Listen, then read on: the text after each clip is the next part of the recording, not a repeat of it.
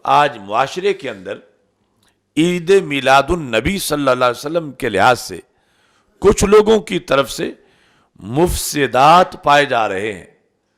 اور ان جاہل لوگوں کی طرف سے جو مفسدات پائے جا رہے ہیں اس کا یہ مطلب بھی نہیں کہ اپنی جگہ عید میلاد النبی صلی اللہ علیہ وسلم کی کوئی فضیلت نہ ہو، یا اپنی جگہ اس کا منانا جائز نہ ہو، یا جو صحیح طریقہ ہے اس پر بھی کوئی اعتراض کرنا شروع کر دے، یہ ہرگز درست نہیں۔ لیکن جس نے مفسدات کا ارتکاب کیا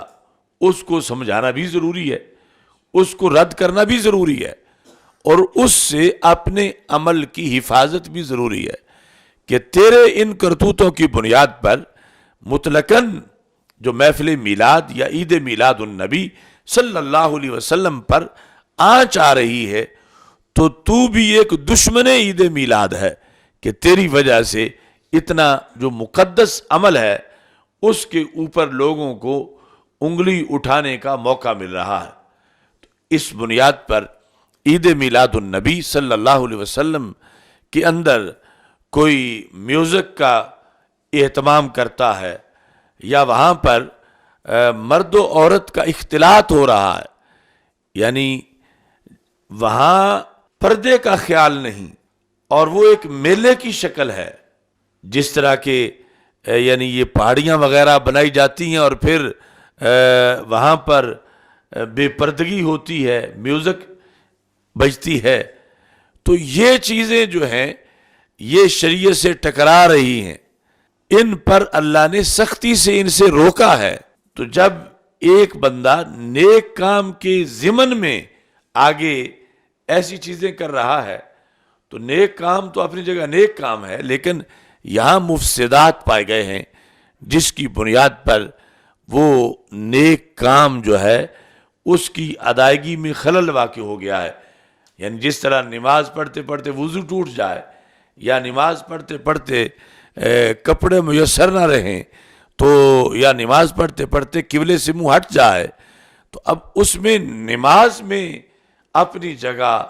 نماز کی دلیل میں تو کوئی کمزوری نہیں ہے، نہ یہ ہے کہ نماز پڑھنے والوں پر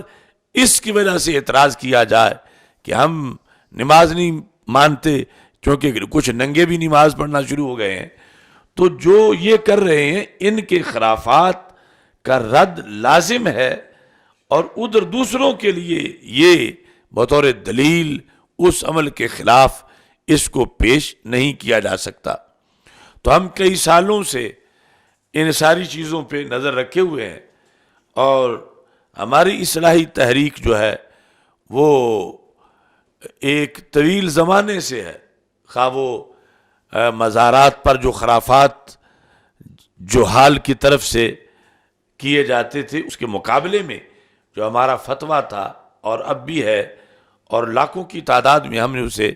تقسیم کیا، علماء کرام کے اس پر دستخط کروائے، اوقاف سے مطالبہ کیا، مختلف جگہ اس سلسلے میں لڑائیاں بھی ہوئیں، پھر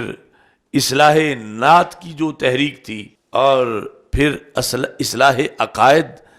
کہ محافل میلاد کو ایسے امور سے محفوظ رکھا جائے کہ جس کے نتیجے میں ایسا نہ ہو کہ رحمت کی جگہ عذاب برسنا شروع ہو جائے۔ تو اس کے باوجود چونکہ دوسری طرف سے